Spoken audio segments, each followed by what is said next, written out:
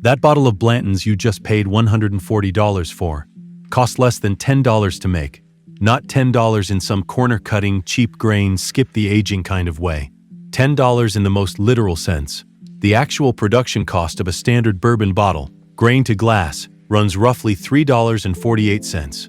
After distillery margins, a distributor taking 30%, and a retailer stacking another 33% on top of that, your $56.99 MSRP bourbon hits the shelf. But that's not what you're paying. You're paying $140 because somewhere between the warehouse and your hands, the hype machine decided this bottle was a trophy, not a drink. The U.S. bourbon market hit $5.3 billion in 2024, up 12% in a single year. That is not growth driven by better liquid. That is growth driven by manufactured desire, scarcity theater, and collectors who stopped drinking and started speculating. And somewhere in the middle of all that noise, the everyday American bourbon drinker is getting squeezed. So here's what we're doing. 9 brands that have either priced themselves into fiction, leaned too hard on their reputation, or are straight up overcharging for what's in the bottle. Then 5 bottles that will actually hold up, that you can find, buy at a fair price, and drink tonight without feeling like you got played. Let's start at the top, and the top is ugly. Blanton's Single Barrel, MSRP $56.99. Real shelf price, if you can even find it on a shelf, somewhere between $80 and $150. Secondary market, over $300 for a bottle of bourbon with a little horse on the stopper. And here's the thing that should make you genuinely angry: Buffalo Trace, the distillery that makes Blanton's, is currently spending $1.2 billion on a production expansion. $1.2 billion.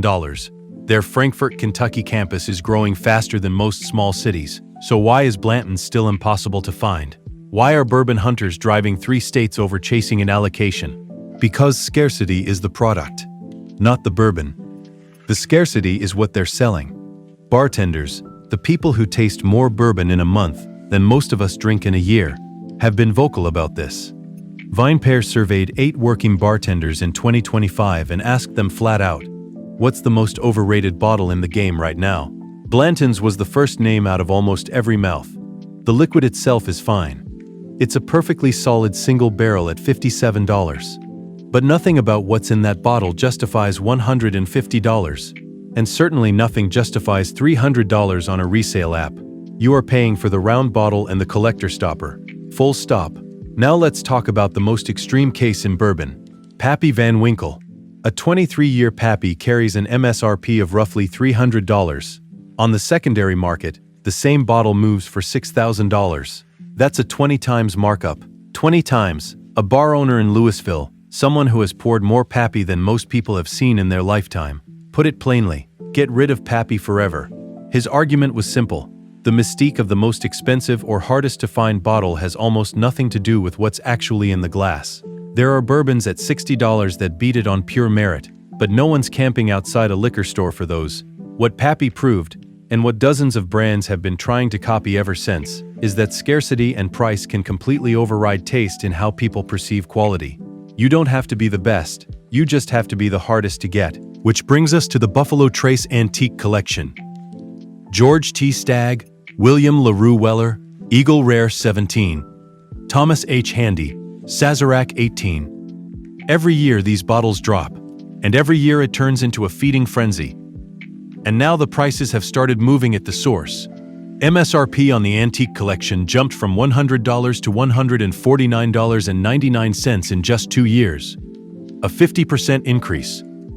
In states where retailers aren't price controlled, bottles get flipped at or above secondary the same day they hit the shelf. The everyday drinker doesn't get a shot. Scalpers and connected buyers clear the shelves before most people even know the allocation landed. The system rewards the wrong people every single time. Angel's Envy. Standard expression around $45, private select versions pushing $100. The port barrel finish is the whole identity of this brand. They finish their bourbon in ruby port wine casks, and that's the story stamped on every label, in every ad, on every shelf talker. And look, port-finished bourbon is a real and interesting thing, but critics who have gone back and tasted it carefully describe the finish as rushed and the flavor as surface level. You get a hit of something sweet and different up front, and then it just fades out. For $45, that's a conversation. For $100, that's a hard pass. The bartender surveys put Angel's Envy firmly in the overrated column. Pretty bottle, interesting concept, doesn't quite live up to what it charges you to believe. Woodford Reserve Double Oaked. About $55 for the standard expression. In 2024, a widely read review handed it a flat-out bust rating. The concept is a second maturation in heavily toasted new oak barrels. The idea being you get extra vanilla and caramel layering. Extra sweetness is in there, no question. But the depth doesn't match the price. And when you step up to the double oaked, Woodford's next tier, you're looking at the equivalent of $160 per 750 milliliters when you factor out the format. That's a lot of money for what several tasters call the one-note sweetness profile. Here's a pattern you're probably noticing. A lot of these brands charge you for a concept, not a liquid. A port finish, a double oak, a round bottle, a limited release. The concept gets priced in, the liquid quality stays roughly the same, and the marketing finishes the job. Maker's Mark.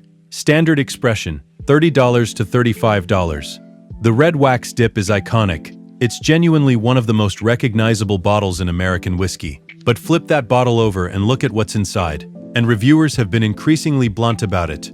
The liquid is thin. The word forgettable shows up a lot. For $30, you have real options that perform better. Much better. And the red wax? That's half a marketing budget poured into a bottle dip. Makers has been coasting on brand recognition for years, while the $30 shelf has gotten more competitive around it. Knob Creek 9-year. Just over $40 for most expressions. There was a time when Knob Creek was a genuine value play, aged 9 years at 100 proof. It punched above its tier. That was then. The $40 shelf in 2025 is a completely different animal. The competition at that price point has caught up and passed Knob Creek in terms of what you're actually getting per dollar. Knob Creek didn't get worse. The world around it got better, and it never adjusted. Basil Hayden's This One earns special attention because it commits an offense the others don't. 80 proof. The federal minimum to legally call something bourbon. At $35 to $50 depending on where you buy it. Bartenders have been calling it diet bourbon for years, and that's not just a cheap shot. 80 proof means less alcohol by volume, which generally means less flavor intensity, less texture, less of everything you actually want from a bourbon. Meanwhile, Wild Turkey 101 sits on the same shelf at 101 proof for less money. Old Grandad Bonded runs 100 proof. Elijah Craig's Small Batch is richer and more complex. Every comparison Basil Hayden's faces at its price point ends badly. You are literally paying a premium for less bourbon. Last on the overpriced list, W.L. Weller, the full lineup. A cautionary tale is baked right into the data. Bartenders named the Weller lineup as having great product underneath all the hype, but the price run-up had completely broken from reality. Here's what happened. The bourbon secondary market crashed 11% in 2024. Weller 12 dropped 16% in secondary value. Weller Full Proof dropped 19%. People who paid $325 for a bottle of Weller Full Proof at secondary peak are now holding a bottle worth roughly $160 to $200. They paid a trophy price for a drinking bourbon. That's not an investment. That's a loss. The secondary market boom was real, but it ran on speculation, not on the liquid getting dramatically better. When the air came out of it, it came out fast. So, 9 brands. 9 ways the hype machine has separated you from your money. Now here's where we spend the rest of this. 5 bottles that are actually worth what they charge. Available at MSRP. No hunting. No scalpers. Just good bourbon. Wild Turkey 101. About $25 to $28. If you walked into a liquor store right now and wanted the most honest, fully realized bourbon for under $30, this is the one. Higher rye content in the mash bill gives it an edge. A little bite, a lot of character. At 101 proof, the flavor is present and real. No gimmick finish, no limited release theater. Just a bourbon that has been doing the same thing at the same quality level for decades. One of the most complete bottles at any price. Full stop. Elijah Craig Small Batch. $28 to $32. Aged 8 to 12 years. Coming out of Heaven Hills Distillery in Bardstown, Kentucky. Rich vanilla. Sweet dried fruit. A long warm finish. Reviewers have called it the bottle that sets the bar on bourbon value. And that's not hyperbole. This is the bottle that makes experienced bourbon drinkers look up from their glass and ask what they're drinking. Heaven Hill is putting $135 million into expansion, which tells you the demand is real and the supply is being taken seriously.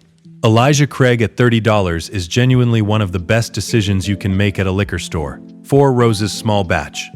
Around $35. Four Roses works with 10 distinct mash bill and yeast combinations, and their small batch expression blends 4 of those recipes together. The result is lighter and more floral than most Kentucky bourbons. Approachable without being boring. Consistently available at MSRP, no allocation drama, no waiting list. And their 2025 limited edition small batch just got called definitely a top 10 bourbon of the year by people who taste a lot of bourbon for a living. The regular small batch alone at $35 is a straight win. Old Forester 1920, about $55. If you want to spend a little more and actually get what you're paying for, here it is. 115 proof, named for the style of bourbon produced during Prohibition, when the only legal booze in America was medicinal whiskey, and Old Forester was one of the brands that held a license to keep producing it. The 1920 expression opens with graham cracker and butterscotch, moves into dried fruit and a rich treacle sweetness, and finishes long and warm. Critics describe it as the most complex and best-crafted bottle in the entire Whiskey Row lineup. It goes up against bourbons at $90 or $100 and beats most of them.